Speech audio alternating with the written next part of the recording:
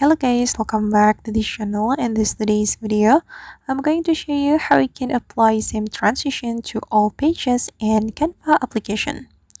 Okay, let's get into it guys. Here I have opened my Canva application, and first thing first, I'm going to open a design I have just created in my Canva. This is my design. I'm going to open this design, and for example guys, I'm going to apply one transition to all pages on this design.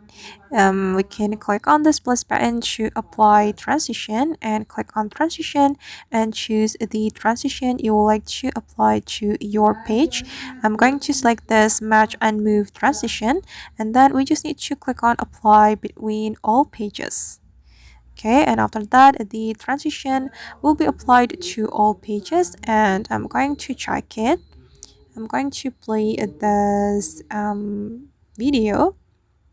Okay, right guys, and that's how we can apply same transition to all pages on Canva. I hope this video will be useful for you. Thank you so much for watching, and if you found this tutorial useful, don't forget to like, comment, share, and also subscribe to this channel. See you in the next video.